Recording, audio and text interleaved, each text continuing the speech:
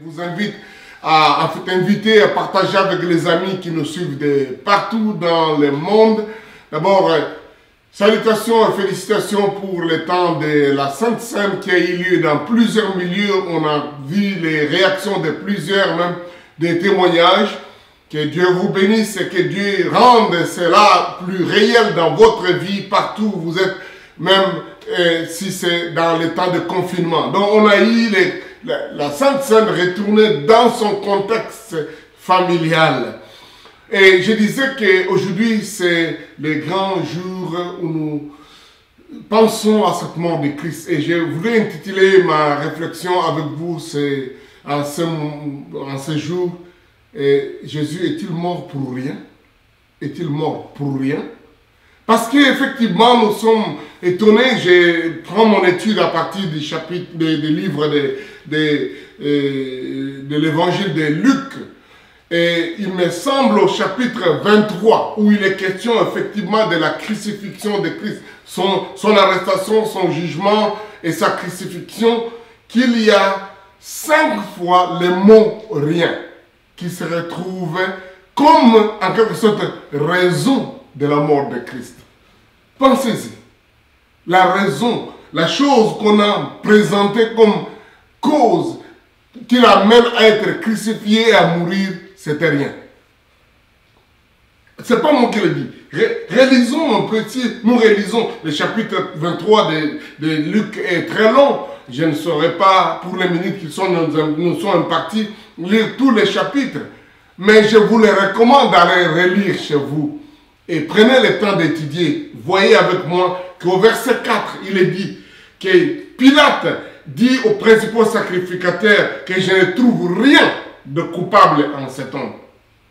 Au verset 9, j'ai dit chapitre 23, verset 4 d'abord. Au verset 9, on dit que donc, quand Jésus est devant Hérode, Hérode lui pose des questions sur beaucoup de choses et Jésus lui-même ne lui répondit rien.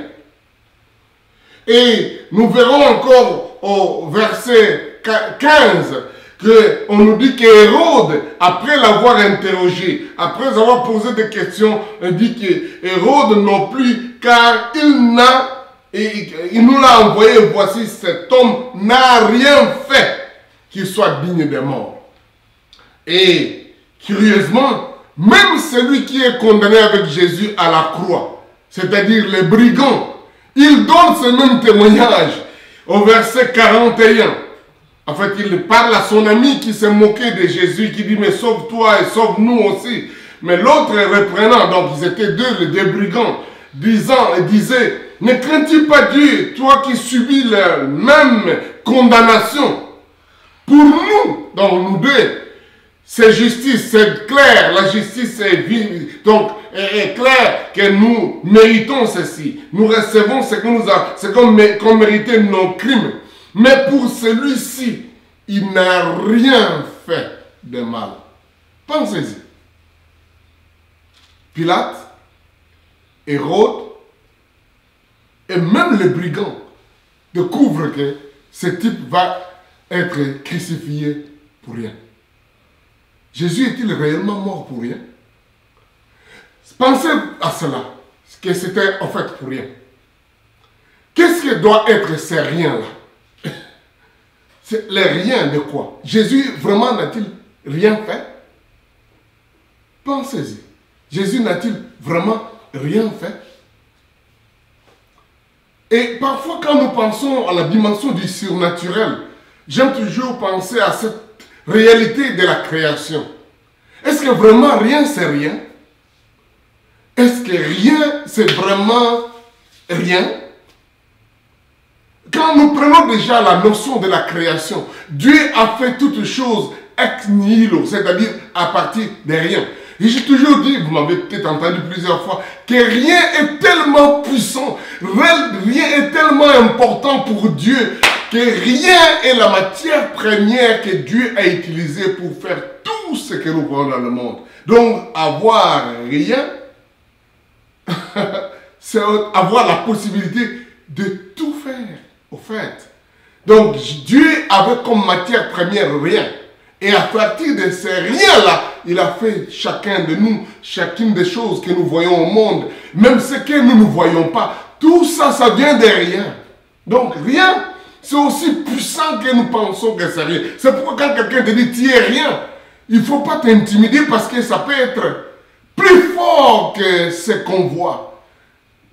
Bon, je ne veux pas que ce soit un philosophe, mais ma question est, Jésus est-il vraiment mort pour rien?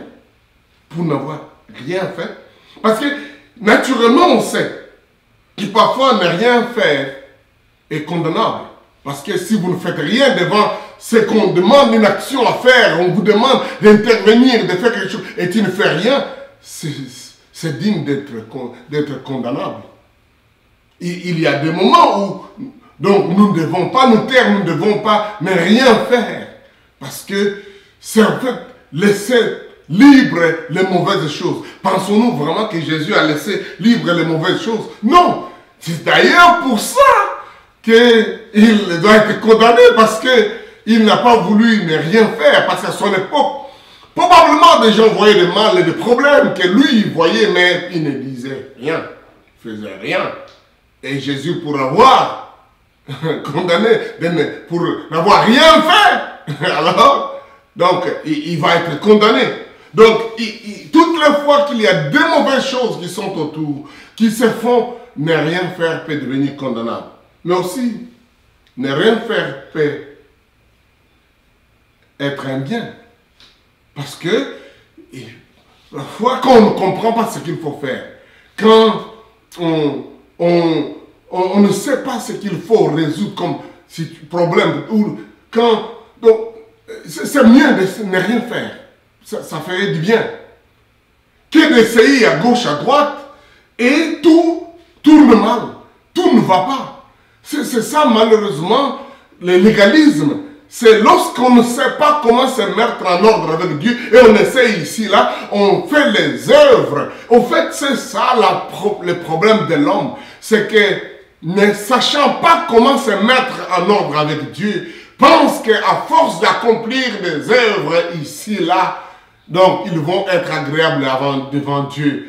Et malheureusement, il s'embrouille davantage, commet beaucoup plus de fautes. Combien nous condamnons beaucoup de personnes aujourd'hui à cause de ce qu'ils ont fait. S'ils n'avaient rien fait, ils auraient peut-être fait du bien. Aujourd'hui, nous nous retrouvons à cause des médias sociaux, les gens disent n'importe quoi, proposent ce que la Bible, ce que Jésus disait, les paroles vaines, des suggestions mauvaises. Les gens s'asseyent là pour proposer, pour dire des choses. Ils auraient bien fait de ne rien faire. Mais malheureusement, il y a une diarrhée de monde, une diarrhée d'action, une diarrhée de choses où les gens s'improvisent ici, vous disent ceci, ils se contredisent à tous les jours. Il y a tellement de lois que finalement, ils font beaucoup plus de mal en faisant autant de choses qu'ils font, qu'ils auraient bien fait de ne rien faire. Je parle de Christ est-il vraiment mort pour rien? Mais voici ce que nous voyons dans la Bible. C'est que non seulement Jésus n'a rien fait, mais il a fait du bien. Il a fait du bien. Qu'est-ce qu'il n'a rien fait? Il n'a rien fait de mal. En fait, ça sort de la bouche de Pilate au verset 4. Il dit, je ne trouve rien de coupable en cet homme. Rien de coupable. On va ressourcer au verset 4. Au verset 15. Donc, Pilate, Hérode n'a trouvé que cet homme n'a rien fait qu'il soit digne de mort. Vous voyez, il y a une différence entre ne rien faire et ça crée des problèmes. Mais c'est grave que de faire des choses dignes de mort. Mais c'est bon de ne rien faire de coupable. Et c'est ce que Jésus, il n'a rien fait de coupable. Et il n'a rien fait qui soit digne de mort. Donc, au fait, on pouvait dire, il ne veut pas mourir. Parce que si vous ne faites rien qui mérite que vous puissiez mourir, donc, vous devez vivre. On ne doit pas vous condamner. On ne doit pas vous tuer. Donc, si Jésus est mort, est-il vraiment mort pour rien? Et j'ai dit, il n'y a pas que Pilate et Hérode, d'ailleurs, ce même jour, ils se sont réconciliés. Vous allez voir que dans ce qu'on pensait qu'il n'a rien fait, il a dit ramener des ennemis à devenir des amis. En verset 12, on nous dit ça, que Pilate et Hérode se sont réconciliés à cause de la passion de Christ. Donc, il n'a pas vraiment rien fait. Il a fait des choses, même dans sa mort, il a pu réconcilier ça. Paul nous explique ça comme la vraie base de doctrine de réconciliation de toutes les nations. C'est que par sa mort, il a brisé les murs de séparation. Il a amené la réconciliation. Même pendant des temps comme durs, comme ceux que nous vivons, de confinement à cause des virus, il y a des gens, des familles qui se réconcilient. Il y a des gens qui sont forcés d'être ensemble, comme ce qui est arrivé à Hérode et à Pilate.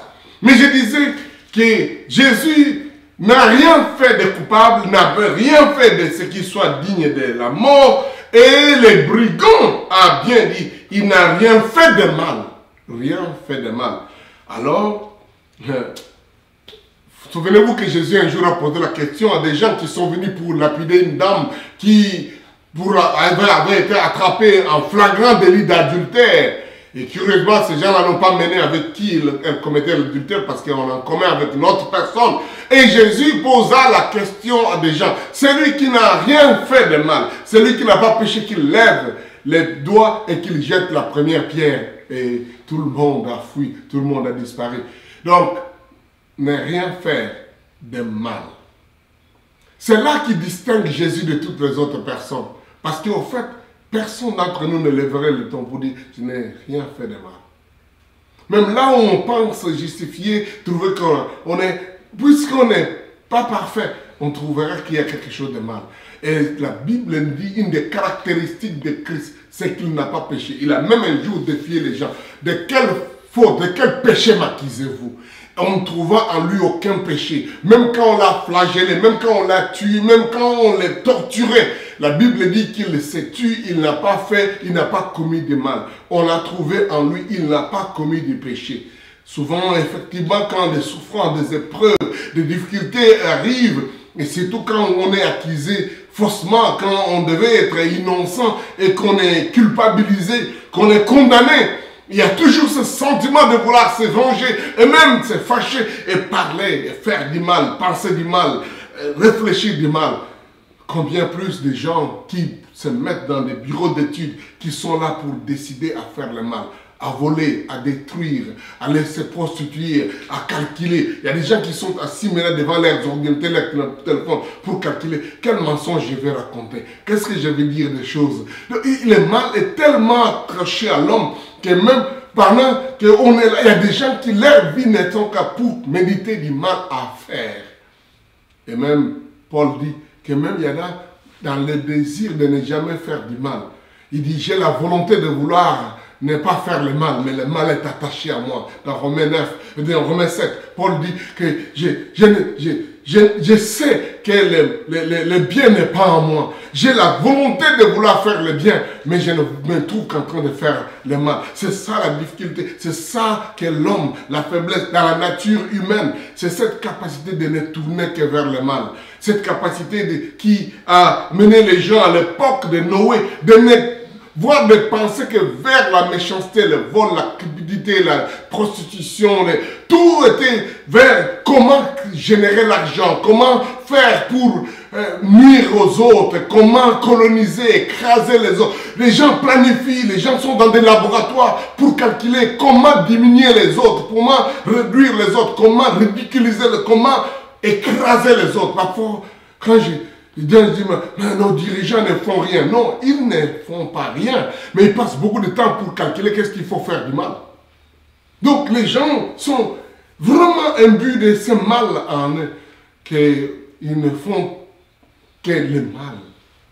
Et Jésus a été qualifié par un des meurtriers que lui n'a rien fait de mal. Ce n'est pas qu'il n'a rien fait, mais il n'a rien fait de mal.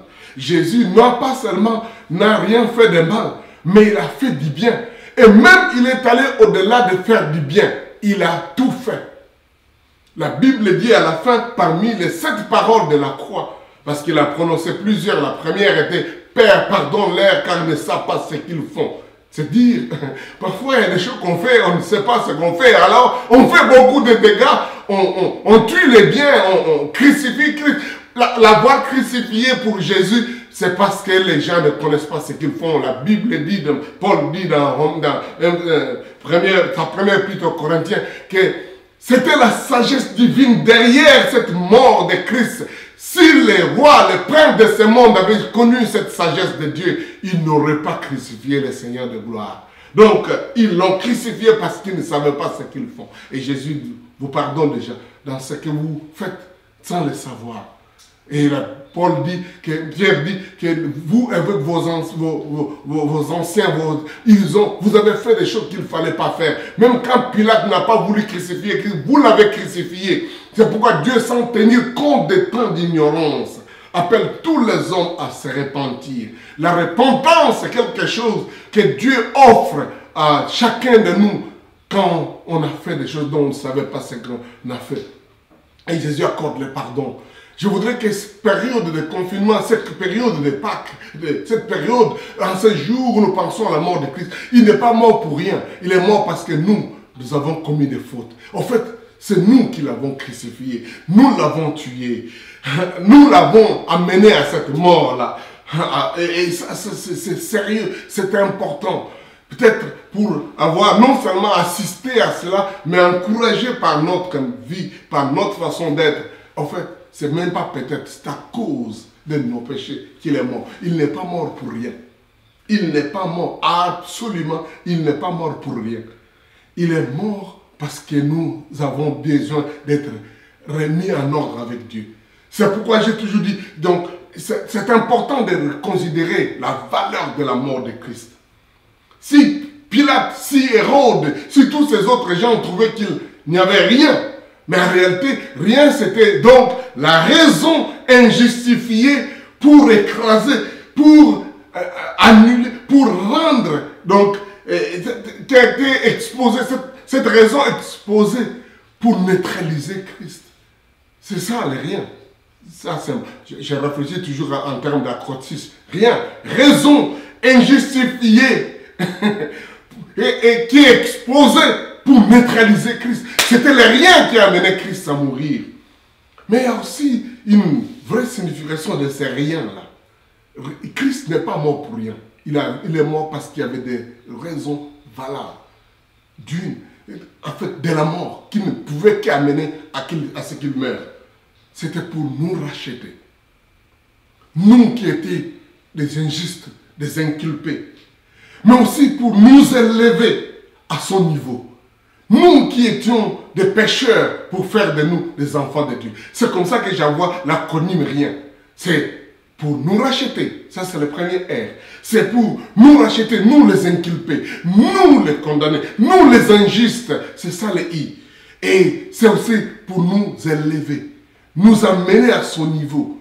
Nous amener à son niveau. C'est les M, nous élever à son niveau. Pour que nous soyons comme lui. C'est pour ça qu'il est mort. C'est ça le rien de la mort de Christ. Et c'est aussi pour nous guérir de cette situation. Aujourd'hui, on a l'impression que les gens sont malades, sont attaqués par un rien. Par quelque chose d'invisible. Par quelque chose de complexe. On ne voit même pas ça. Oui, c'est comme ça que les pécheurs ne voient pas. Ceux qui ne se convertissent pas. Parce qu'ils ne voient pas la gravité de leur vie. C'est lorsque tu vois ça que tu prends des précautions. Lorsque les gens, les scientifiques et les autres voient combien ce coronavirus est dangereux, quand ils avaient commencé à dire lavez-vous les mains, faites ceci, c'est dangereux, on ferme les frontières. D'autres disaient mais qu'est-ce qu'on veut dire? On ne voit rien. Mais non, quand on commence à voir les conséquences, les gens meurent, on va dire cette histoire est dangereuse. Il faut qu'on prenne des dispositions. Christ, Dieu, voyait notre condition. Il savait que notre condition était dangereuse. Elle était grave. Et c'est pour ça qu'il a accepté. Il dit, Père, je vais pour faire ta volonté. Ce n'est pas parce qu'il ne voyait rien, mais parce qu'il comprenait que ce que les gens voyaient comme rien. Quand les gens se prostituent, quand les gens mentent, quand les gens volent, tous, on pense que c'est rien. Je n'ai rien, c'est pas grave, c'est juste un petit mensonge. Mais ça a coûté Jésus. Jésus est mort pour ces riens. Ces petits riens là où je n'ai pas pris grand chose. Comme Judas pouvait dire, c'était juste 30 pièces d'argent, c'est petit 30 $, c'est rien.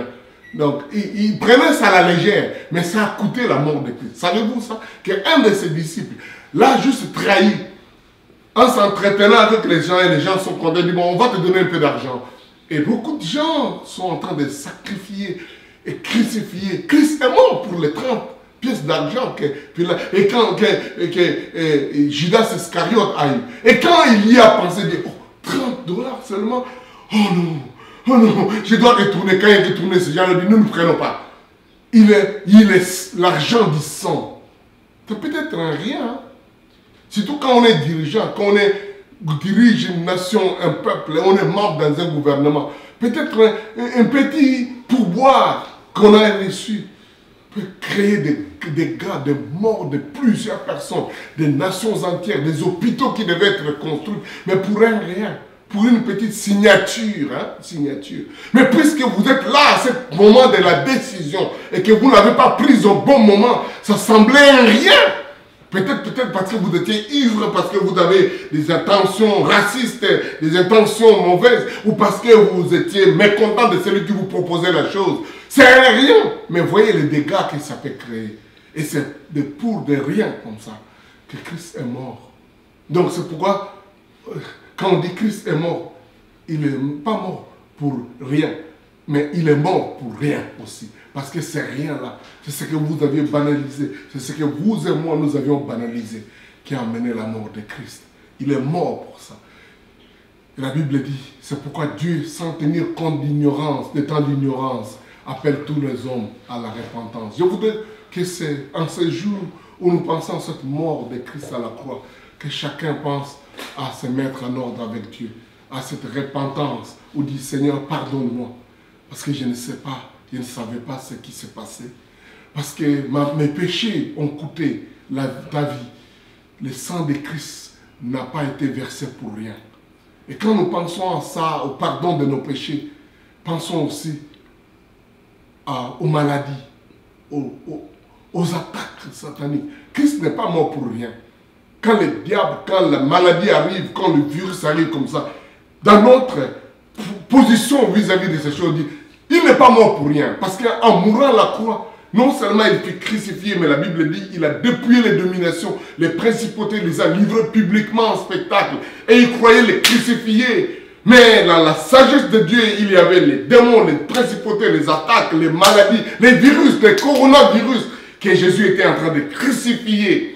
Et c'est pour ça que quand nous prions, Seigneur, oh Dieu, nous avons besoin de ta libération parce que tu as dépouillé les dominations. Tu les as livrés publiquement en spectacle. Les démons, les esprits mauvais, les forces des ténèbres sont la raison pour laquelle Christ est mort.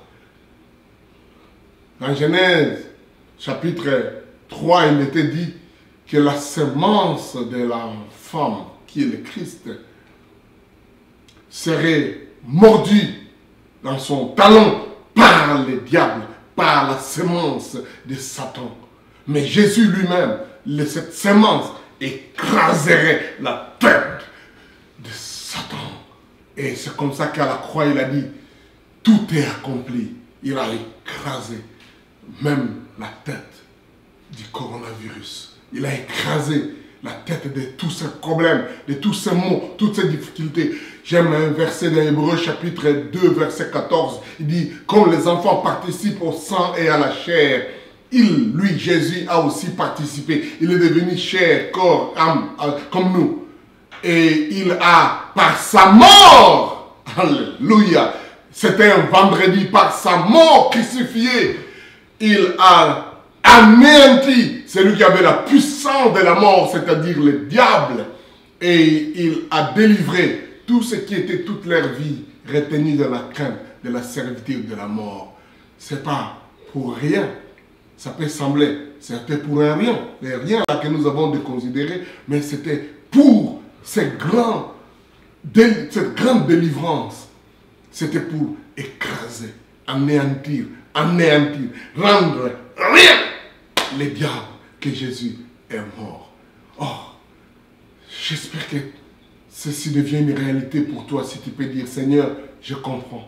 Ce que je considérais comme rien, ça a été trop grave et ça a coûté ta vie. Pardonne-moi, lave-moi.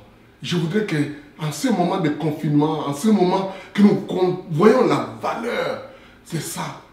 Et que je crois que si nous donnons cette valeur, non seulement Christ crucifié nous donne le pardon du péché, mais le Christ crucifié donne la valeur à sa mort, où il prend nos douleurs, nos souffrances, nos maladies, apportera la guérison, la délivrance dans votre chair, dans ma chair, à chacun de nous, pendant ce temps où un petit rien est en train de menacer et de ravager.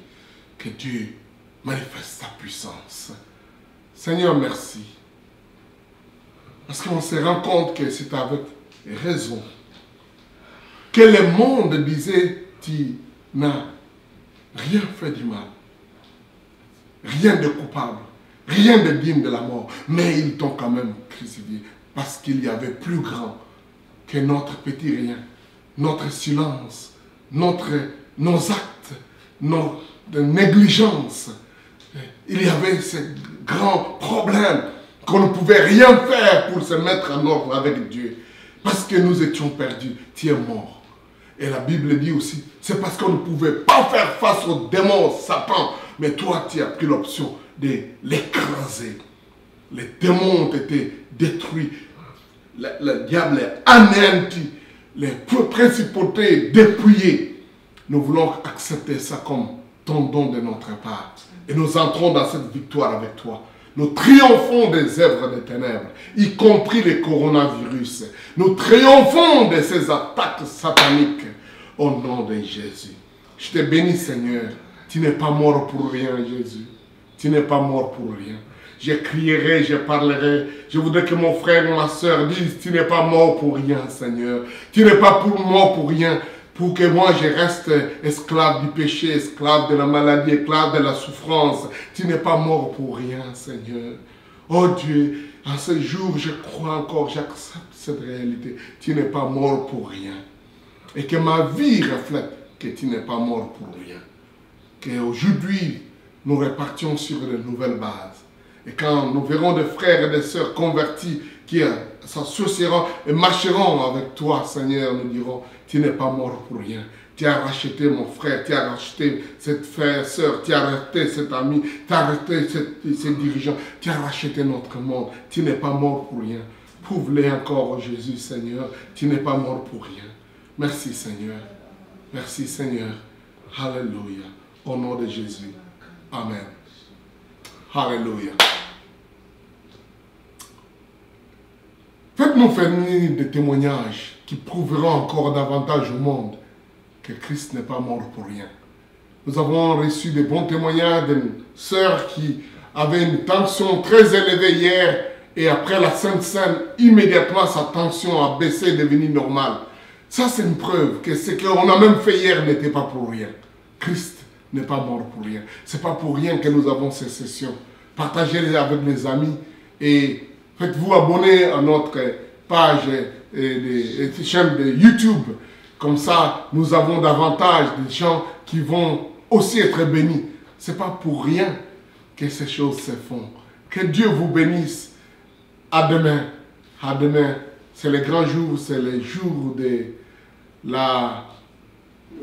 les sabbats, des repos. Je parlerai de ces repos comme une des petites choses, mais qui fait une grande différence. Dieu vous bénisse.